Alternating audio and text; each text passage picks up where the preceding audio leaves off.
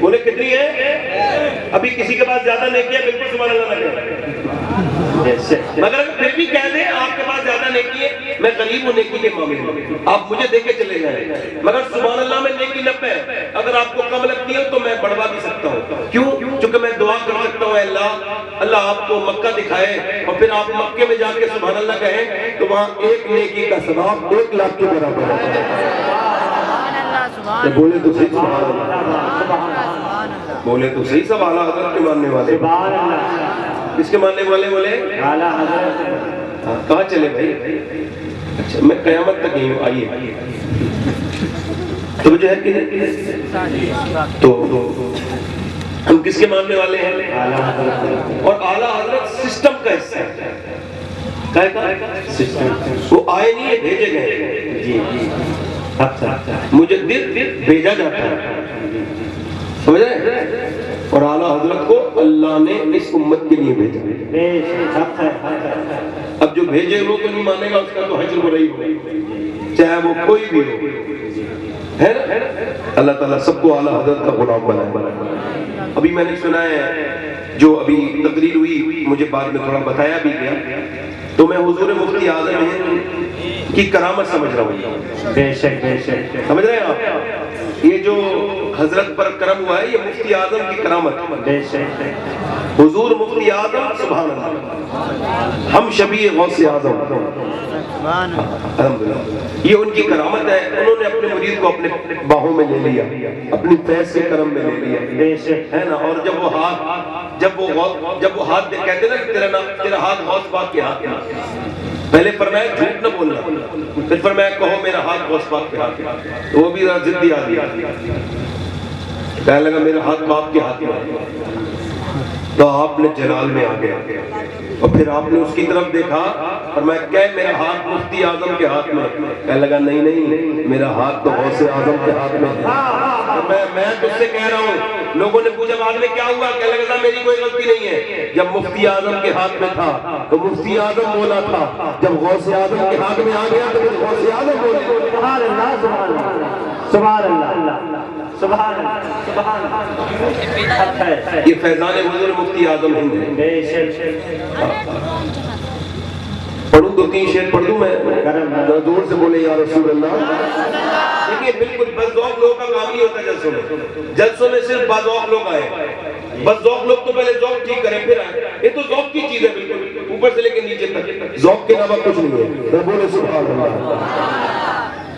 یہ کلام میں نے مدینے میں بیٹھ کے پڑھا حضور کی بارگاہ، وہ آپ کو بھی سنا ہوا، کیا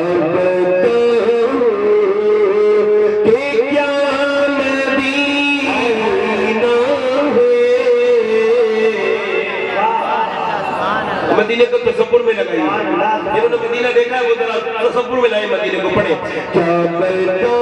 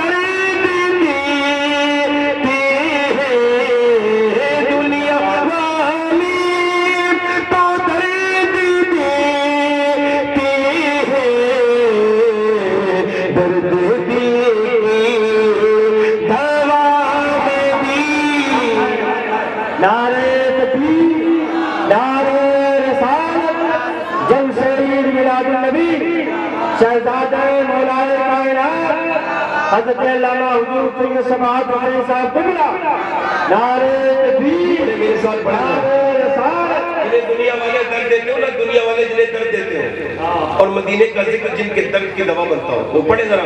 دنیا والے تو درد دیتے ہیں, درد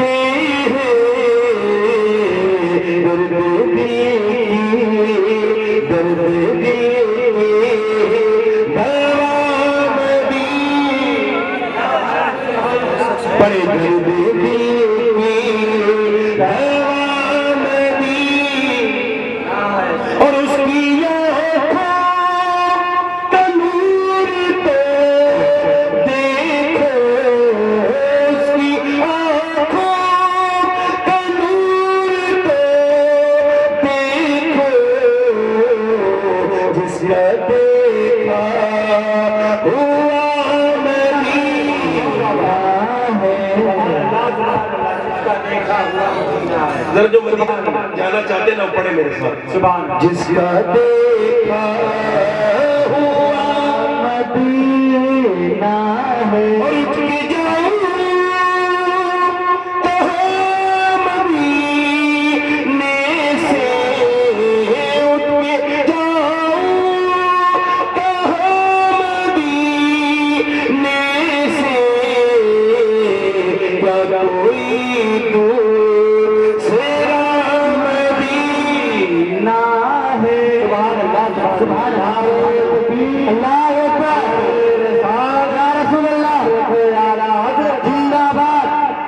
شعر تو ٹھیک ہے نا, یہ اچھا ہے نا, تو آپ ساتھ میں نہیں پڑھیں گے.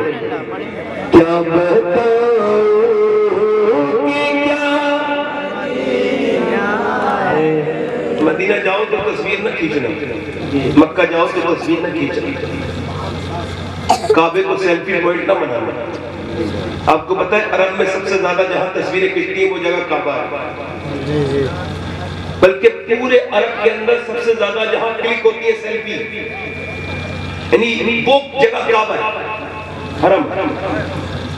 یعنی وہ حرم جو کل تک پوری دنیا کے لوگ یہاں آ کے روتے تھے اور وہ کہتے تھے مجھے کہاں آ گیا ہوں, میرے اعمال تو اس لائق نہیں کہ اللہ جو میں تیرے حرم کو دیکھتا, تیرے کعبے کو دیکھتا, حیرت سے خود کو کبھی دیکھتا ہوں اور دیکھتا ہوں کبھی میں حرم کو, لایا کہاں مجھ کو میرا مقدر, اللہ اکبر اللہ اکبر. کعبے میں آدمی آ کر کے غوث اعظم مکے سے نکل رہے, وہاں کی کنکری اٹھا کے چوم رہے. کسی نے پوچھا اے شیخ, اے عبد القادر, یہ مکے کی کنکری کیوں چومتے ہیں؟ پر میں تم کو پتہ نہیں, میرے نانا 53 سال مکے میں چلے ہیں, کیا پتہ کون سی کنکری پہ پاؤں لگ گیا. سبحان اللہ. مدینے میں میرا امام گیا اور فرماتے ہیں خوف ہے سما خراشی سگے طیبہ کا, ورنہ کیا یاد نہیں نالا پڑا ہوتا. فرماتے ہیں مجھے ڈر ہے, مجھے میرا دل کرتا ہے مدینے میں آ کے رہوں, مگر میں آواز سے نہیں روتا, آنسوں سے روتا ہوں. آواز سے کیوں نہیں روتے؟ فرماتے ہیں مجھے ڈر ہے کہیں میرے رونے سے مدینے کے کتوں کے کان کو تکلیف نہ ہو. اللہ حالت گزر کے جا رہے ہیں, کتے نے حالت سے کچھ مانگ لیا, یعنی کچھ بھی کتا بھکاری ہوتا ہے. میرے والد کہتے تھے کتا بغیر گولی کا بھکاری ہوتا ہے, تو اس کو حالات نے کچھ دے دیا. جب کچھ دے دیا پھر رونے بیٹھ گئے. جب بہت روئے نا تو علامہ ضیاء الدین مدنی کہتے ہیں, میں نے عرض کی حضور آپ روتے کیوں ہیں؟ تو آپ نے اپنی نام کا مکہ کہا, پارائے دل بھی نہ نکلا دل سے تحفے میں رضا, ان سگانے کو سے اتنی جان پیاری محبا. کہتے ہیں احمد رضا ہندوستان کا کتا نہیں تھا, مدینے کا کتا تھا. اس کا یہاں کہا کہ تو اپنا کلیجہ نکال کے دے دیتا ہے, مگر تو نے گوشت کا ٹکڑا دیا, پھر اپنی کھلی اڑاتے ہیں. بھائی اپنا ہاتھ آپ ایک جگہ رہنے دیں, ایک جگہ ہاتھ. اللہ کا شکر ہے میرا پرسنل مائک بہت اچھا ہے, آپ کے مائک کی مجھے زیادہ ضرورت نہیں, آپ کا مائک برکت ہے, مگر ایک جگہ رہنے دیں, اس میں زیادہ انگلی نہ کی. بھائی طرف دیکھیں, تو مدینے جاؤ تو تصویر نہیں کھینچنی ہے, مدینے جاؤ تو باادب بن کے جاؤ. میرا امام کہتا ہے حرم کی زمین اور قدم رکھ کے چلنا, ارے سر کا موقع ہے اور جانے والے اٹھ کے جاؤ کہاں مدینے سے, کیا کوئی دور سے سبحان سبحان اللہ سبحان اللہ. میری تقریر شروع ہو رہی ہے. ایکو کم کریں بھائی, ایکو بھائی, ایکو کم کریں, آواز بڑھا دیں ہلکی سی, ایکو کم کریں, جتنا کم کر سکتے ہو ایکو اتنا کم کر دیں, آواز کو صاف کر. اب میری تقریر یہاں سے شروع ہو رہی ہے, اٹھنے بیٹھنے کا ماحول نہ بنائے. دیکھیں میں رات میں تقریر شروع کر رہا ہوں, تھوڑی دیر زیادہ نہیں بولوں گا مگر دھیان سے سنیں. آپ خیریت سے ہیں؟ الحمدللہ. یہ میری تقریر ہے, یہی تقریر ہے.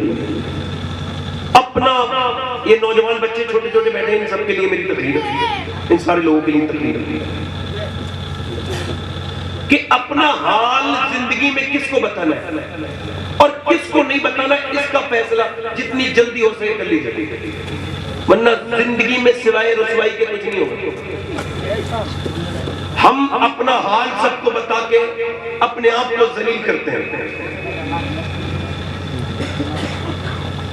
سب کو حال نہیں بتایا جاتا, سب حال بتانے کے لائق نہیں ہوتے. بھائی کو کم کر دیں بھائی, اے بھائی مہربانی کریں, ای کو کم کریں, اس کی آواز میں سیٹی بند کر دیں, سیٹی بند کر دیں, سیٹی بس بس یہاں اور کم کریں. مشکل ہو رہا ہے مجھے تقریر کرنے کا, یہ سیٹی کم کریں, آواز کم کریں, بس یہاں رہنے. گونج ہلکی کم کر دیں بھائی, گونج ایکو کم کریں. کوئی بات نہیں, اچھے انسان ہے, کر دیں گے, کریں کریں, آپ اچھے آدمی کریں گے. اس کا گونج کم کریں, گونج سادہ کریں, مائک کو سادہ کریں, مہربانی کریں بھائی. بھائی ایکو کم کر دیں بھائی, ایکو.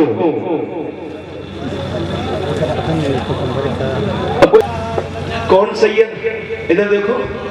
بچپن میں اگر تم نے اپنی بچی کو دین سکھایا ہوتا, دیکھو جب تک مائیں نیک نہیں ہوں گی بچے نیک, مائیں نے یہ بچے پاگل کون ہوتے ہیں, پاگل پاگل. 25 سال نے سرچ کیا ہارورڈ نے اور کہا کہ بچے پاگل کون ہوتے ہیں, تو انہوں نے 25 سال کے بعد کہا پیٹ میں بچے کی ماں کے بچہ تھا, باپ نے آ کے اپنی بیوی کو مارا. جب مارا تو اثر یہ ہوا کہ پیٹ کے بچے کا دماغ خراب ہو گیا. توازن جاتا رہا.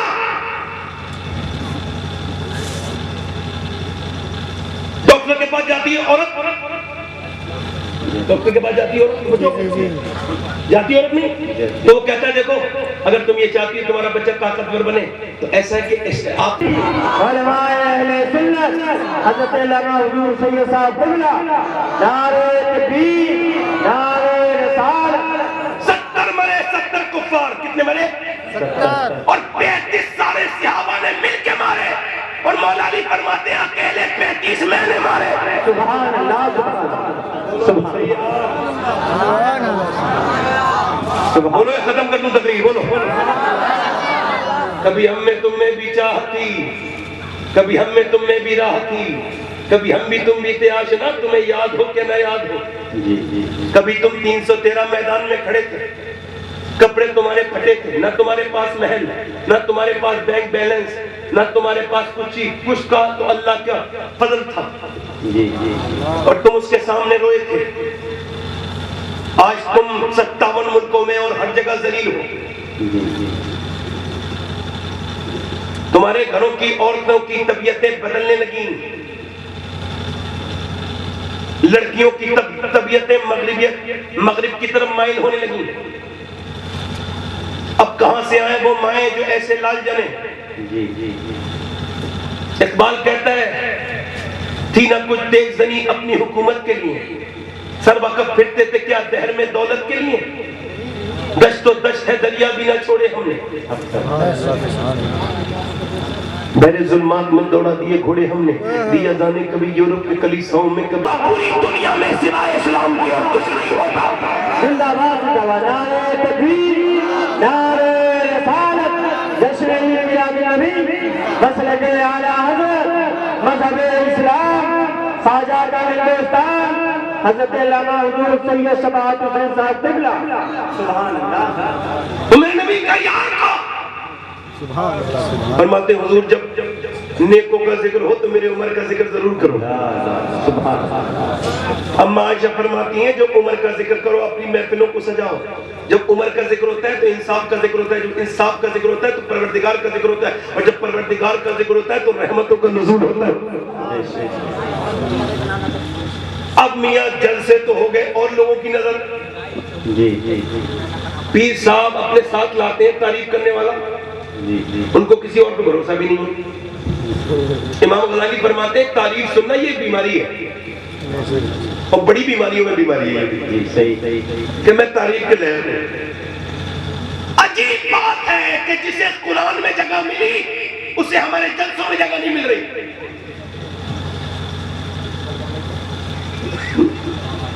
پورے کے پورے عرس ہو گئے, نہ حضرت ابو بکر کا ذکر ہوا نہ حضرت عمر کا ہوا, اور رونا یہ ہے کہ صحابہ کی توہین ہو رہی ہے. صحیح. ارے بھائی کیوں نہیں ہوگی, آپ نے صحابہ کا ذکر کتنا کیا ہے. محفلیں کی محفلیں ختم, پورے بڑے بڑے اعراض کی محفل ایسے ہی سنی صحابہ کے ذکر سے. پیر صاحب کہتے ہیں جب تک میری تعریف نہیں ہوگی میرا کورس کامیاب نہیں ہوگا. میں نے کہا پیر صاحب جب تک آپ کی نہیں ہوگی تو کامیاب نہیں ہوگا, اور جب تک ابو بکر کی نہیں ہوگی قبول نہیں ہوگا. بولو تو صحیح سبحان اللہ, سبحان اللہ, بولو تو صحیح سبحان اللہ. آپ کتنے تھے؟ میں ہلکے ہلکے بول رہا ہوں, میرے پچ کے حساب سے مائک تھوڑا شور کرے گا, اس وجہ سے دور سے ہلکے سے بول رہا ہوں. آپ کتنے تھے؟ 313. یہ تو آپ کی تاریخ ہے. نہ آپ کے پاس طاقت, نہ آپ کے پاس دولت. آپ کے پاس اگر کچھ تھا تو اللہ کی حمایت تھی, اور آج سب کچھ ہے اور وہی نہیں ہے. صحیح. اللہ کا فضل اٹھ گیا, رحمتیں اٹھ گئی. کیوں؟ چونکہ اب زندگیاں برباد ہو گئی. ارے ہم تو وہ تھے, توجہ کرو, غور کرو, ذرا توجہ کریں. ادھر 1000 لوگ چلے ہیں مکے سے. میری بیٹیاں میری بہنیں سن رہی ہوں گی, ان کے لیے بیان کر رہا ہوں, اور آپ کے لیے بھی. مکے سے چلے تو عورتوں نے کہا لو ہمارے زیورات لے جاؤ, لو ہمارے کنگن, لو ہمارے گندے سارے لے جاؤ, یہ زیور ہمارا مال لے جاؤ, اور آمنہ کے لال کے اس نئے دین کو برباد کر دو. لو ابو جہل یہ لے لو. سارے مکے کی عورتوں نے اپنا مال, اپنے زیور اتار کے دے دیا. جب مکے کی عورتوں نے مال دیا تو مدینے کی عورتیں بھی حضور کی بارگاہ میں حاضر ہوئی. عرض کی یا رسول اللہ ہمارے پاس مال تو نہیں ہے مگر ہم اپنے لال دیتے ہیں یا رسول اللہ. زندہ باد, سبحان اللہ, سبحان اللہ. 1000 چلے ہیں لوگ, کتنے بولو؟ 1000 چلے ہیں, 1000 چلے ہیں, اور وہ اتنے اوور کانفیڈنس میں ہیں. ابو جہل بدبخت کہتا ہے میں رسیوں میں باندھ کے لے کے آؤں گا نبی کو. ان کی ہے کتنے سے, اب تو بہت طاقت ہو گئی میرے پاس. ان کے پاس کیا ہے؟ کچھ بھی نہیں ہے. مگر میرے نبی پاک کے غلاموں, حضور نے جب اعلان فرمایا آئے بھائی, اللہ کے رسول نے صحابہ کرام کو جمع کیا اور فرمایا بولو کون چلے گا میرے ساتھ. وہ چلے ہیں 1000 کا لشکر لے کر کے. میں نے مکہ چھوڑا مدینے آ گیا. اب وہ مدینے کی طرف حملہ آور ہونے کے لیے چلے ہیں. بولو کون چلے گا میرے ساتھ. وہ 313 صحابہ کرام کھڑے ہو گئے, ان کے پیٹ پیٹ سے لگے ہوئے ہیں, اور رمضان کا مہینہ ہے, ان کے پاس کپڑے سلامت نہیں, کپڑوں پہ پیمند لگے ہوئے ہیں. نبی کی بارگاہ میں آ کے کھڑے ہو جاتے ہیں. حضور فرماتے ہیں سوچ لیا تم نے, چلو گے کہاں حضور؟ فرمایا تم نے سوچ لیا, تمہارے پاس 2 گھوڑے ہیں, ان کے پاس 100 گھوڑے ہیں, تمہارے پاس 7 تلواریں ہیں, ان کے پاس 1000 تلواریں ہیں. بولو چلو گے؟ بس صحابہ بولے یا رسول اللہ, انصار و مہاجرین, یا رسول اللہ موسیٰ کی امت تھوڑی ہے جو بھاگ جائے گی, امت مصطفیٰ کی ہے, جان دے دیں گے. پیچھے والے بولو, ذرا پیچھے والے بولو, بولو ذرا پیچھے والے بولو, دل لگا کے بولو ذرا. سبحان اللہ. امت کس کی ہے بولو؟ امت مصطفیٰ کی ہے, جان دے دے گی. صحابہ کرام چلے میری طرف دیکھو, چلے دیوانے. حضور اقدس نے, اللہ کے رسول نے کھجور کی ڈنڈیاں دے دی. لو یہ کھجور کی ڈنڈیاں, کبھی کھجور کی ڈنڈیوں سے تلوار کا مقابلہ سنا ہے؟ نہ اس سے پہلے کبھی ہوا تھا, نہ اب کبھی ہو پائے گا. میرے پیغمبر نے فرمایا چلو بھائی چلو, اللہ کے رسول کے ساتھ جا رہے ہیں. مگر صحابہ کے ہاتھ میں کھجور کی ڈنڈیاں ایسا معلوم ہوتی تھی جیسے ایٹم بم ہے. اللہ کے رسول کے غلام گھماتے ہوئے لے کے جا رہے تھے. یہودیوں نے مذاق اڑائی, طنز کسے, تو بولے مسلمانوں کہ دماغ سے اور عقل سے فارغ ہو گئے، یہ بتاؤ کہ کھجور کی ڈنڈی تلوار کا مقابلہ کر سکتی ہے؟ تو مسلمان صحابہ بولے سنو یہودیوں، نہ کھجور کی ڈنڈی پر نہ تلوار پر ہے، بھروسہ جتنا بھی ہے مدینے کی سرکار پر ہے۔ نعرہ تکبیر، نعرہ رسالت، جشن عید میلاد النبی، مذہب اسلام، مذہب اسلام، حضور سید صباحت حسین صاحب قبلہ، نعرہ سبحان اللہ، دل لگا کے بولو سبحان اللہ۔ اس خدا کے کھجور کی ڈنڈی نہ تلوار پر ہے۔ اب یہ چلے گئے تقریباً 170 کلومیٹر دور بدر ہے، اب وہ سفر کر کے رمضان کے مہینے میں روزے رکھتے رکھتے رکھتے صحابہ گئے ہیں۔ اچھا سنو، جب یہ 313 ایک جگہ کھڑے ہوئے ہیں، ان کے پاس کوئی طاقت نہیں ہے مگر بہت بڑی طاقت ہے ان کے ساتھ، اور ادھر وہ لوگ جو راتوں میں جنہوں نے پوری رات شرابیں پی ہیں، جنہوں نے ناچ دیکھے ہیں، اور وہ ناچ دیکھنے والے وہ جنہوں نے بکرے بھون بھون کے کھائے ہیں، وہ باہر کو نکلے تکبر سے کہنے لگے ارے یہ چٹکیوں میں مٹا دیں گے مچھر کی مکھی کی طرح، ان کو دبا کے مسوس کے رکھ دیں گے، یہ ہے کیا بھائی، ہے کس لائق؟ اللہ اکبر۔ میرے نبی پاک کے غلاموں کی وہ مذاق اڑانے لگے۔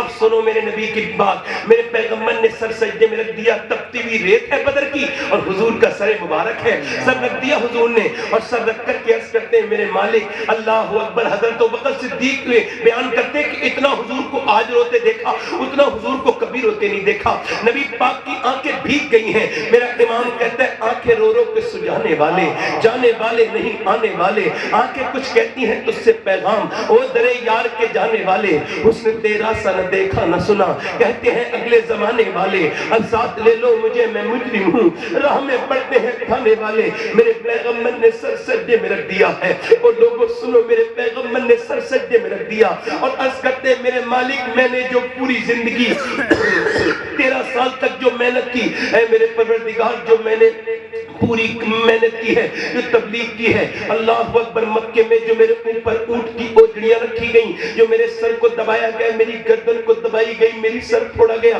میرے اوپر مارے گئے، میرے اوپر مارے گئے میرے پتھر، میرے گھر میں پھینکے گئے پتھر، میری بیٹیاں 9 دن تک بھوکی رہیں، اور میری بیٹیوں نے 9 دن کے بعد پتے کھائے پیڑ کے، جو طائف کے میدان میں نے پتھر برداشت کیے۔ آپ کو بتاؤں میرے تایا فرماتے تھے اللہ ان کی مغفرت کرے، ان کے درجات بلند کرے، کہتے تھے بیٹے میں جب ان کے پاس پڑھتا تھا تو کہتے تھے بیٹے تو 2 دن میں 3 دن میں تو طائف ضرور پڑھنا، میں کہتا تھا ابا کیوں؟ کہنے لگے طائف جو ہے نا تجھے عشق رسول بڑھائے گا تیرا، طائف اسلام، کہتے طائف، میں کہا بابا طائف، اب وہ بیان کرتے تھے بیٹے حضور گئے تھے طائف، تو ادھر سے پتھر مارے گئے تھے میرے نبی کی طرف، اور کتنے پتھر، آج ذرا غور کریں، اتنے پتھر کے حضور کی پنڈلیاں شریف پھٹ چکی، اور پھٹنے کے بعد اس میں سے خون نکلا، اتنے پتھر مارے گئے میرے رسول کے، میرے آقا کے، میرے سرور کے، میرے حضور کے، میری جان سے زیادہ عزیز سرکار کے، اتنا مارے گئے، اتنے مارے گئے، اور میرے حضور پھر اللہ کے رسول کی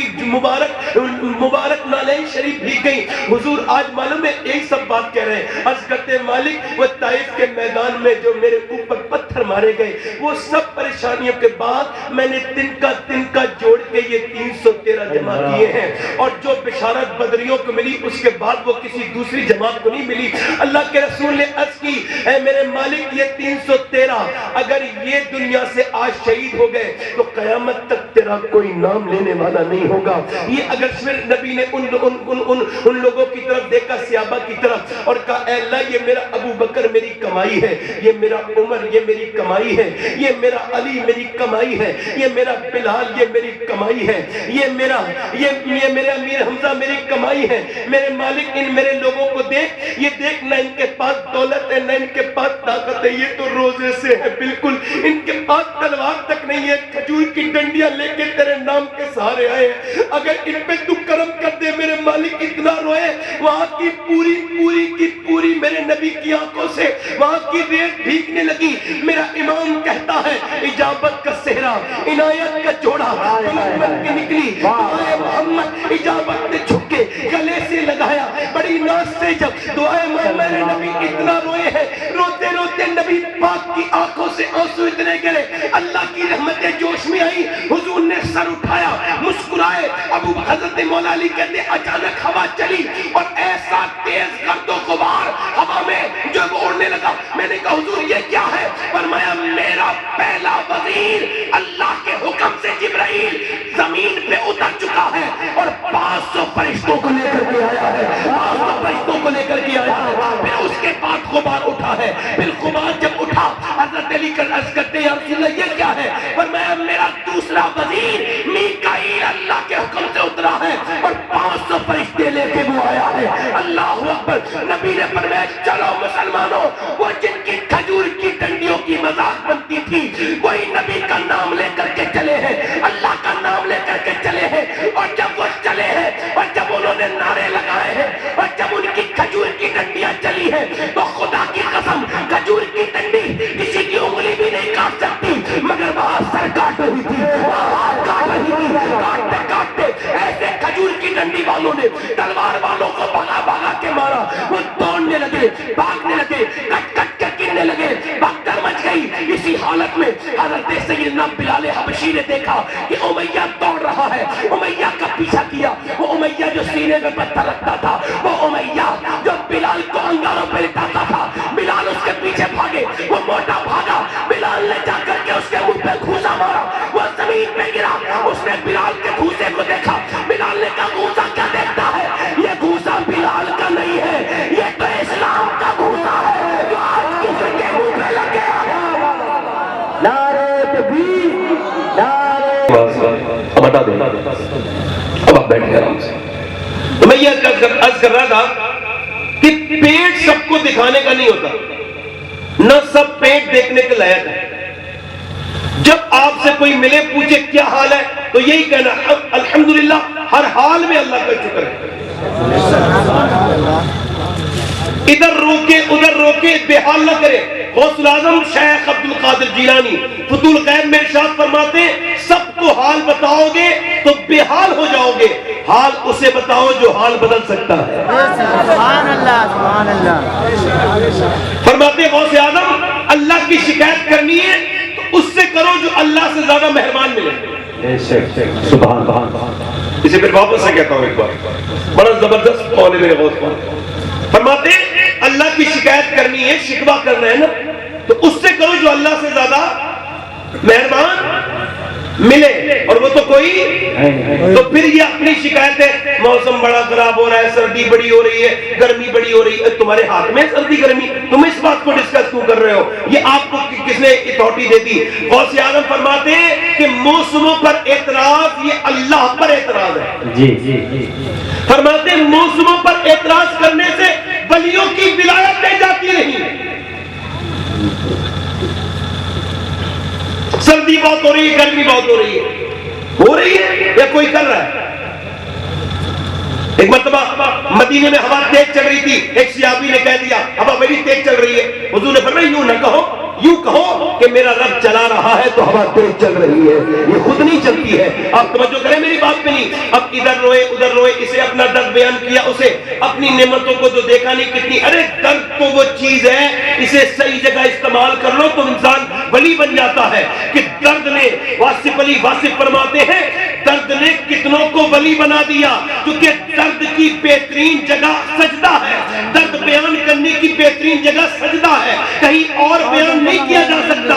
یاد رکھیں ہر چیز کا خریدار آپ کو دنیا میں ملے گا، مگر آنسوؤں کا خریدار کوئی نہیں ہے۔ اگر آنسوؤں کے بہترین کام چاہتے ہو تو وہ رب کی بارگاہ ہے، تمہیں وہاں پر رونا ہے، وہاں پر اپنے رب کو اپنی بات بتانی ہے، اپنی کیفیت بتانی ہے۔ رابعہ بصری کو طبیعت خراب ہو گئی، رابعہ بصری کی، تو جب تک طبیعت خراب رہی بالکل ٹھیک رہی، جب طبیعت ٹھیک ہو گئی تو رونے بیٹھ گئی۔ کسی نے پوچھا کیوں روتی ہے رابعہ؟ کہنے لگی اس وجہ سے رو رہی ہوں، میں کہہ رہی ہوں میرے رب مجھے تو نے شفا کیوں دے دی؟ کیونکہ بیماری میں جو تیرا نام لینے میں مزہ آتا تھا اب ٹھیک ہونے میں وہ مزہ نہیں آتا۔ یعنی کہ پریشانی میں بندہ، غوث اعظم فرماتے ہیں بیماری اللہ کی نعمت ہے، کہ اللہ میرے نانا فرماتے ہیں بیماری اللہ کی نعمت ہے۔ کسی نے پوچھا حضور کیسے نعمت ہے؟ فرمایا دیکھو ایسے نعمت ہے ایک بندہ بیمار ہوتا ہے پورا گھر اللہ کا ذکر شروع کر دیتا بے شک سبحان پورا دن اللہ کا ذکر کرنے لگتا. میں کشمیر گیا تھا. کشمیر میں ایک محمد سلیم نام کا آدمی مجھے ملا. تو کشمیر تو غیر مسلم بھی جاتے ہیں, یہ کوئی بڑی بات تو نہیں ہے, مگر جو بات بتا رہا ہوں یہ بہت بڑی بات ہے آج کے زمانے میں, کیونکہ جتنی نعمتیں آدم کی اولاد پر اس وقت ہے اتنی کمی نہیں تھی, اور جتنا ناشکرا یہ اب ہے اتنا بھی کمی نہیں تھی جتنی آپ کے پاس نعمتیں. میں اس سے ملا سلیم سے, اس کو کینسر تھا. میں نے پوچھا, اکیلے کمرے میں گیا, میں کہا سلیم بھائی کیا حال ہے؟ تو بولا اللہ کا بڑا شکر ہے. میں کہا میں نے سنا ہے آپ کو کینسر ہے. کہنے لگے کینسر ہے تبھی تو شکر ہے. تو کیا مطلب؟ کہنے لگے سید صاحب ڈاکٹر کہتے ہیں کہ 2 مہینے میں مر جاؤ گے, تمہارے معدے میں 90% کینسر ہے. تو میں اللہ کا شکر ادا کر رہا ہوں کہ اے اللہ, کتنوں کو اچانک موت آ جاتی ہے, مگر میرے رب نے مجھے 2 مہینے کی توبہ کا موقع دیا ہے. میں ضرور اپنے رب کو 2 مہینے میں راضی کر لوں گا, رو کے اس کو منا لوں گا.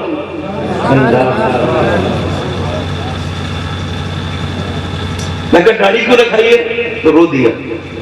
کہنے لگے خبر میں جانا ہے, حضور کو منہ دکھانا ہے. 2 مہینے رہ گئے تو زندگی بھر تو برے کام کرتا رہا, تو داڑھی رکھا کے جا رہا ہوں کہ اگر حضور راضی ہو گئے میں کہوں گا یا رسول اللہ یہ سنت رکھا کے آیا ہوں, تو سرکار نے پسند کر لیا تو میرا بیڑا پار ہو جائے گا. پھر بولا دن تو گزر جاتا ہے مگر رات نہیں گزرتی. میری چھوٹی بیٹی 3 مہینے کی ہے, بڑا بیٹا 3 سال کا ہے.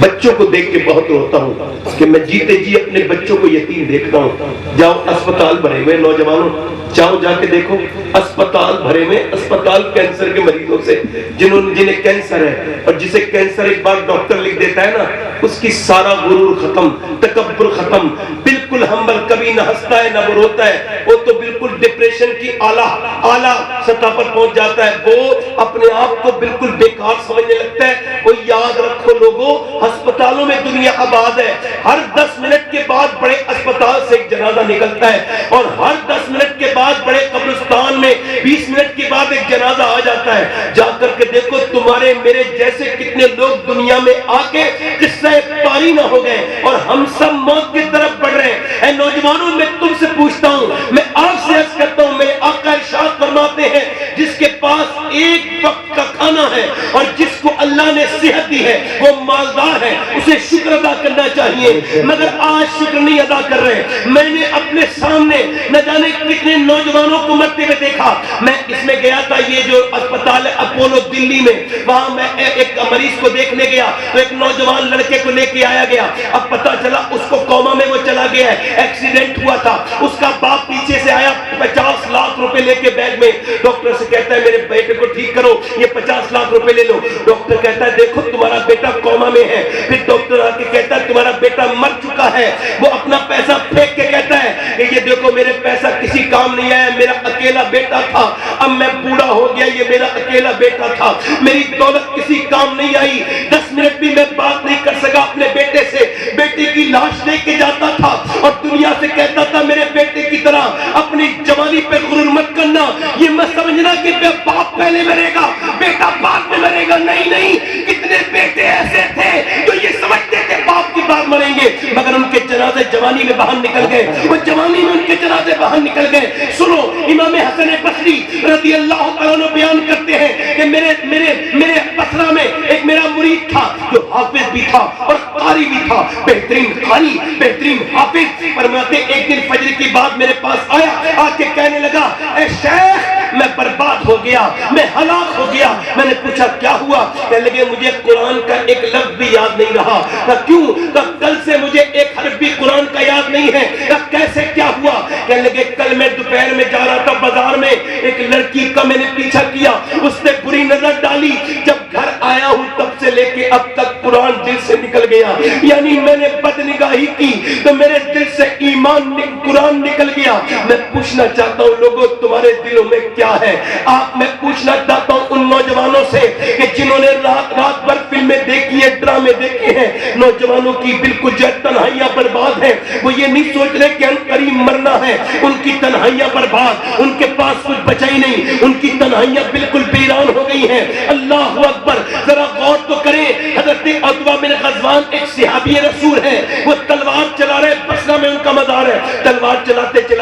انہوں نے اپنا خنجر اپنی آنکھ میں مار کے آنکھ نکال کے پھینک دی. جب آنکھ سے خون کے قطرے نکلے نیچے کو, لوگوں میں شور مچ گیا, عتبہ پاگل کیوں نہیں ہو گیا؟ حضرت ابو موسیٰ شریف کہتے ہیں میں گیا, میں نے جا کے کہا تو نے اپنی آنکھ کیوں نکال دی؟ کہا گناہ کا ذکر بھی کرنا گناہ ہے, میں نہیں بتاؤں گا. او بتانا کیوں نکال دیا؟